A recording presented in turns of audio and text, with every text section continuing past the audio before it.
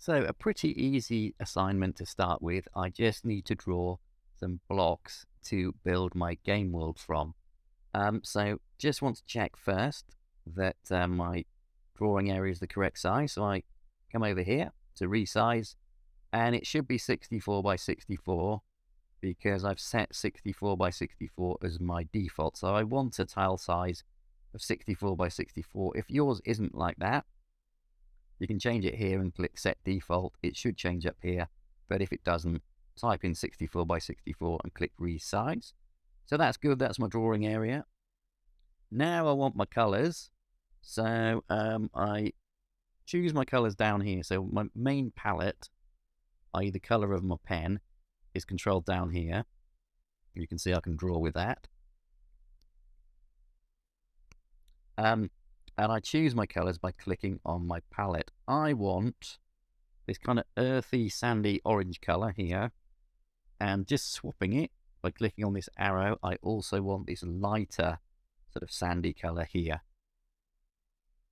Now, with the light color selected, I'm just going to go bucket fill. There we go. Swap to the darker color, and I just want to draw some rectangles.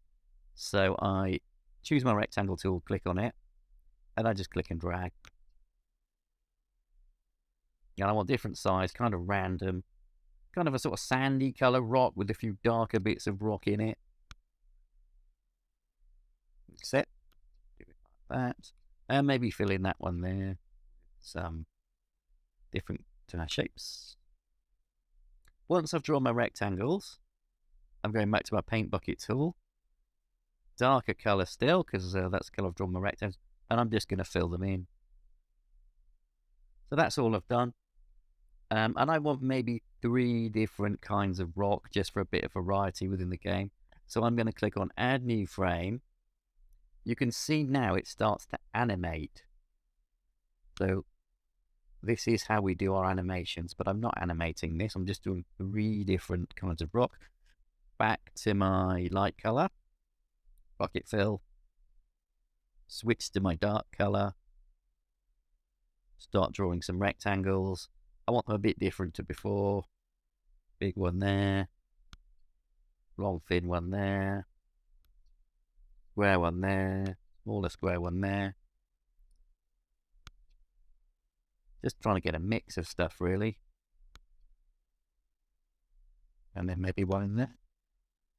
All right, bucket fill.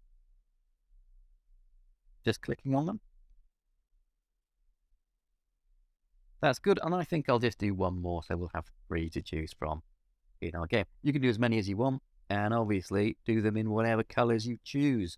Bucket fill, light color, click, swap colors, rectangle, more rectangles. I'm looking at the other 2 that I've drawn because I don't want it too similar.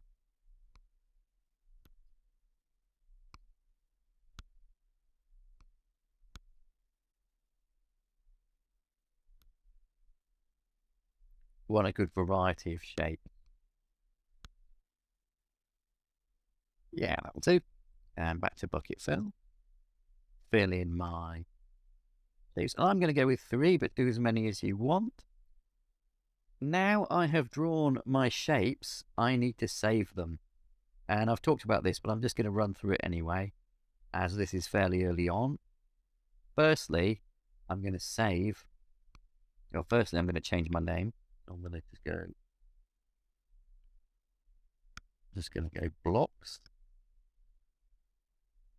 Then, and I'm going to save it as a Piskel file. If I save it as a Piskel file, I can easily reload it. I can re-import it here, and I can just change the colors if I want a different color scheme. So I can just change my palette, use the bucket fill, change the colors really easily. So always good to save as a Piskel file, and it just goes into my downloads. So I just find it in my downloads, whatever I've got my download set to, it will be there, and I just find it, transfer it into my assets file. Then I want to save it. I've got, not right, it's this one. So you click on the one with a little mountain on it, a little landscape, and it says export. Because I want to export it in 2 ways. So let's start by exporting it as a zip. and I'm just going to call it block. And then it will export a zipped folder with each of these individually in it as a PNG. So I'll just go download zip.